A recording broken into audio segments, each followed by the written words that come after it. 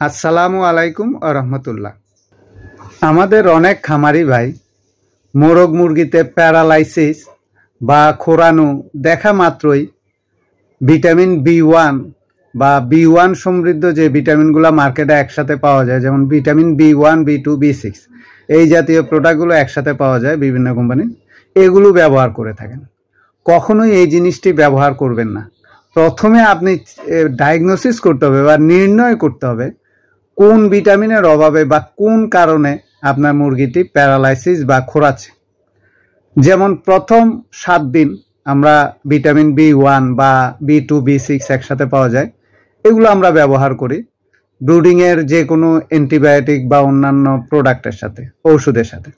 এটি ঠিক আছে, কিন্তু কখনোই 7 দিনের পরে আপনি প্যারালাইসিস, খোরানো বা মুরগি হাঁটা চলায় সমস্যা এইরকম কিছু দেখা মাত্রই আপনারা থায়াবিন ব্যবহার করবেন না।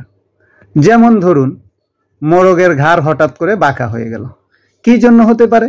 এটি ভিটামিন ই ডেফিসিয়েন্সির জন্য হতে পারে, যেটাকে আমরা ইনসেফালোমেলাসিয়া বলি বা ক্রেজি চিক ডিজিজ বলি।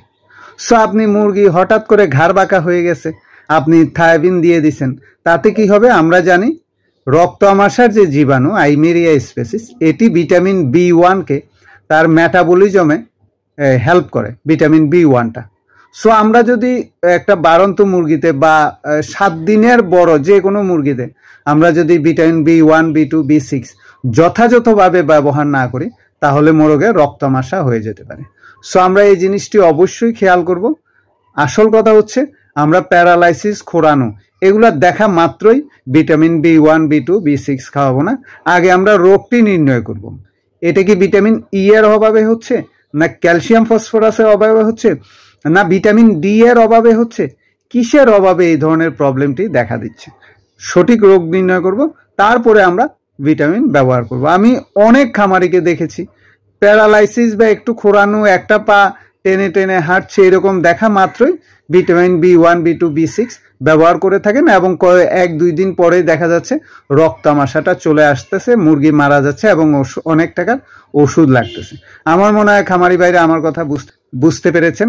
যে কোনো সমস্যায় প্রথমে রোগ নির্ণয় করতে হবে, তারপরে সঠিক ওষুধটি ব্যবহার করতে হবে। ভিটামিন বি1, বি2, বি6 এই কম্বিনেশনের যে প্রোডাক্টগুলো, ওষুধগুলো বাজারে পাওয়া যাচ্ছে, এগুলা আপনারা ব্যবহার করবেন প্রথম 7 দিন বা 5 দিন, ম্যাক্সিমামই 5 দিন ব্যবহার করেন, 5 দিন ব্যবহার করবেন বা 7 দিন পর্যন্ত ব্যবহার করতে পারেন।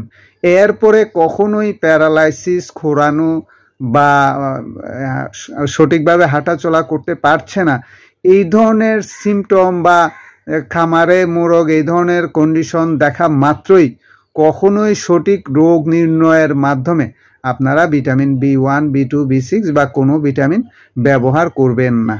ধন্যবাদ।